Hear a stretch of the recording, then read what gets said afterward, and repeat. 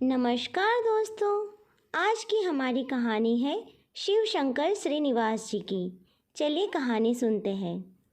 बाबा, हाँ पोती, बोल ना, डर लग रहा है। डर? हाँ बाबा। क्यों? डर क्यों?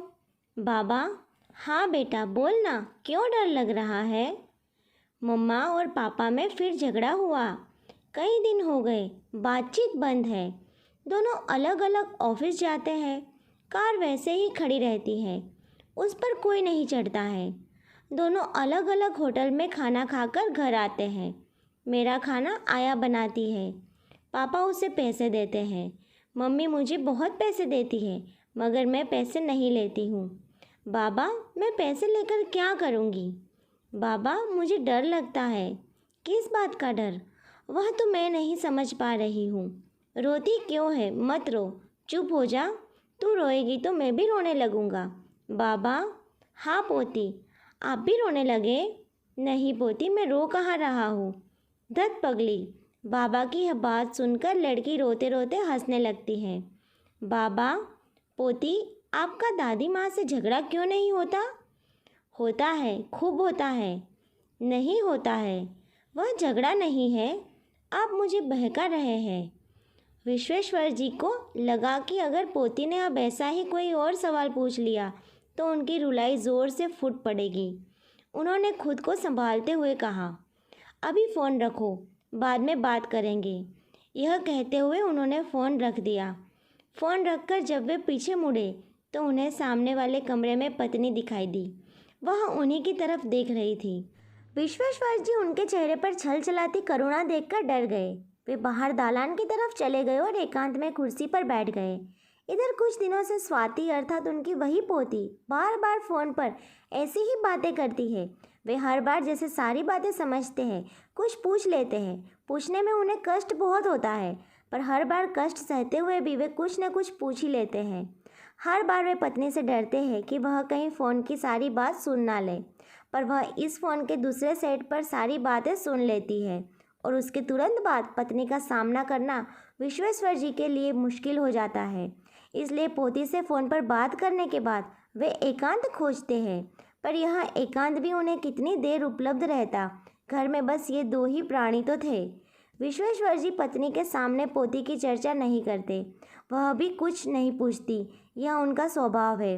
वे अल्पभाषिणी है, मधुर बोलती है। विश्वेश्वर जी को सारी जिंदगी इसी बात का आश्चर्य रहा कि पत्नी की बातचीत से, उनके व्यवहार या काम से वह यह अंदाज़ा भी नहीं लगा पाए कि वे गुस्से में है या नहीं। उनके मन में एक सदन अतृप्त कामना रहती है कि वे अनुभव करें कि किसी की पत्नी कैसे रूठती है और पति उसे कैसे मनाता है। ओह, रूठी पत्नी को मनाने का अद्भुत आनंद है। वे उस आनंद से वंचित है, इसलिए आज भी कभी कभी उन्हें मीठे से अरुचि हो जाती है। ऐसी मनस्थिति में वे दूध चीनी तक नहीं खाते। ऐसे समय वह करेला, पटुआ का साग, चैत से बैसाख तक बैगन, नीम, मेथी का साग, तिलकोर के पत्तों के साथ आलू की भुजिया जैसी कड़वे स्वाद वाली सब्जियां खाना पसंद करते हैं।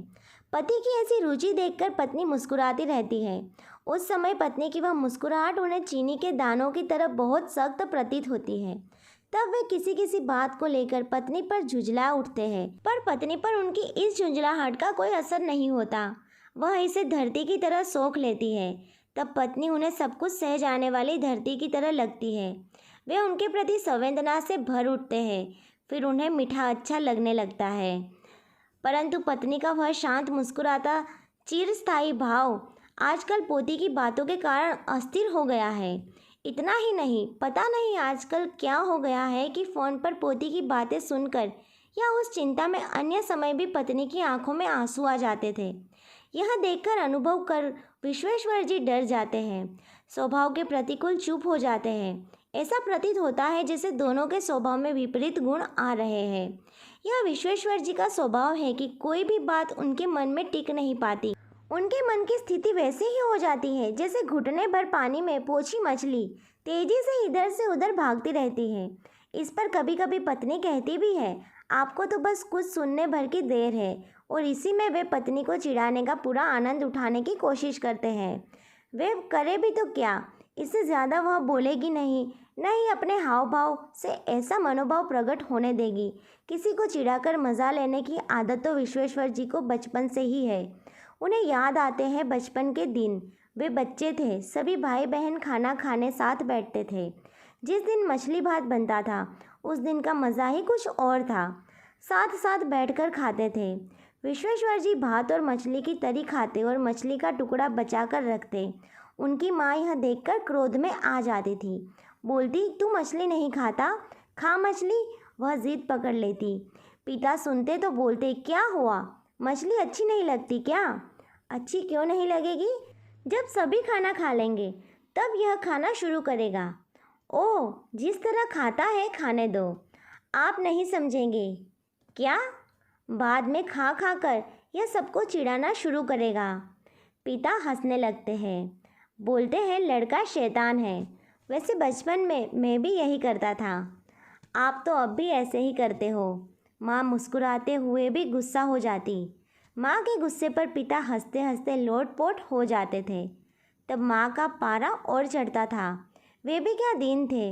विश्वेश्वर जी के वो दिन अच्छे लगते थे, विशेष रूप से तब जब माँ लाड से उन पर गुस्सा करती तो विश्वेश्वर जी भी पिता के साथ हंसने लगते थे। माँ क्रोधित होकर उन्हें एक चाटा जड़ देती थी, पर उन्हें चोट कहाँ लगती थी। वे तो खी खी करते हंसते हुए माँ से दूर भाग जाते थे। उन्हें जीवन के वे पल अब भी याद है और वे स्मृतियाँ आज भी मन को आनंद और करुणा से भर देती है। वे स्वयं में महसूस करते हैं कि चिढ़ाने की उनकी बचपन की आदत अब भी उनमें मौजूद है, पर अभी वे पोती की बातें और उसकी जीवन दशा सोचकर विचलित हो रहे हैं। इस विचलन में दोनों का स्वभाव अपने अपने मूल स्वभाव से विपरीत होता जा रहा है। अर्थात पत्नी मुखर हो रही है और वे खुद अल्पभाषी। उन्हें याद आया कुछ दिन पहले बेटे के घर मुंबई गए थे। रविवार का दिन था। बेटा सुमित कहीं गया हुआ था। बहू चित्रा अपने कमरे में कुछ काम कर रही थी। विश्वेश्वर जी कोई किताब पढ़ रहे थे। पत्नी पलंग पर लेटी हुई पोती स्वाति से बातचीत में व्यस्त थी। स्वाति उनके सीने पर हाथ रखकर बोली, दादी माँ, मैं आपकी बेटी नहीं हूँ, मैं तो मम्मी की बेटी हूँ। आपके बेटे की बेटी नहीं रे, तू तो मेरी बेटी है। बेटे की बेटी भी तो बेटी हुई ना। नहीं, मैं आपकी पोती हूँ, पर बेटी से भी ज़्यादा लाडली है। दादी माँ, मैं आपके पास रहूँगी, खूब पढ़ूँगी, अच्छा रिजल्ट दूँगी। अगर तू मेरे पास रहेगी तो तुम्हारे माता पिता के पास कौन रहेगा? कोई नहीं। कहते हुए स्वाति की रुलाई छूट गई।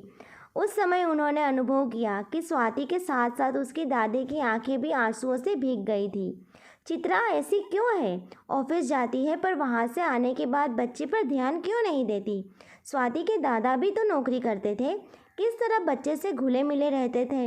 यह ठीक है कि स्वाति के माता पिता उसकी सारी ज़रूरतें पूरी करते हैं, पर बच्चों को हमेशा यह एहसास होते रहना चाहिए कि उसे अपने माता पिता का भरपूर प्यार मिलता है। ऐसी अनुभूति स्वाति क्यों नहीं कर पाती? इसका यह अर्थ है कि चित्रा में कोई कमी है, सुमित में भी है। ऐसा क्यों? ऐसा सोचते हुए विश्वेश्वर जी पोती और दादी की तरफ देखने लगते हैं।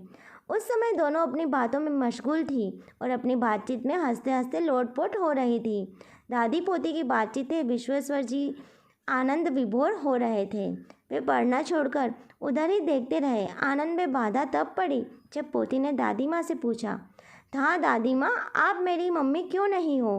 पोती के इस प्रश्न ने विश्वेश्वर जी चौंक गए। आनंद में डूबी उनकी पत्नी भी इस सवाल से उजल गई। विश्वेश्वर जी ने पत्नी की मनस्थिति को भांप लिया था। मन का प्रवाह मानो किसी बांध में फंस गया। उनका मन भी पोती के प्रति करुणा, दुख और ममत्व से भर गया था। उनके मन में बेटे और बहू के प्रति क्षोभ भी उत्पन्न हुआ था। उस दिन यही सब सोचते हुए, पिछली बातों को याद करते हुए विश्वेश्वर जी एकांत में कुर्सी पर बैठे थे, पर उनके 2 दिन बाद विश्वेश्वर जी की हालत बहुत खराब हो गई थी। फ़ोन की घंटी बजी। उन्होंने खुद फ़ोन उठाया था। लो, स्वाति बिना कुछ बोले रोए जा रही थी। क्यों रोती हो? क्या हुआ? बाबा, हाँ पोती। बाबा, हाँ हाँ बोल बेटा, बोल ना। पापा मम्मी मुझे हॉस्टल भेज रहे हैं। तो क्या हुआ? हॉस्टल बहुत अच्छा होता है, उसमें अपने स्कूल के सभी बच्चे होते हैं, वहाँ तुम्हारा मन भी लगा रहेगा। नहीं बाबा, बोलते हुए स्वाति झुंझला रही थी। क्यों?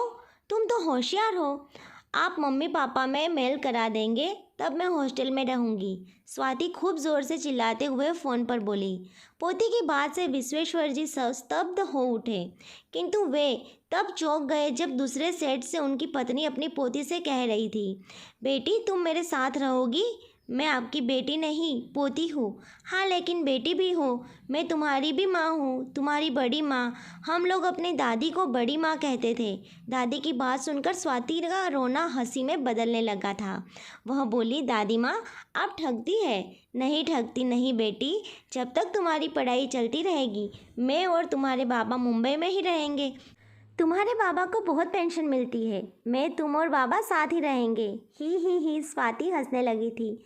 फिर उसने कहा, दादी माँ तब मैं खूब पढ़ूंगी, मैं फर्स्ट डिवीज़न से पास होकर आपको दिखा दूंगी, तब मैं आपको मम्मी कहूँगी। मम्मी हाँ कहना। दादी माँ का गला भर आया, बोल नहीं फूट रहे थे। फिर उन्होंने उसे किसी तरह समझा बुझाकर फ़ोन रखा। फ़ोन रखकर वह उस कमरे से बाहर आकर पति से बोली, सुनिए मुंबई के लिए रिजर्वेशन करा लीजिए, हमारा बच्चा गड़बड़ा रहा है। दोस्तों उम्मीद है आपको ये कहानी ज़रूर पसंद आई होगी। हमें कमेंट करके आप ज़रूर बताइए।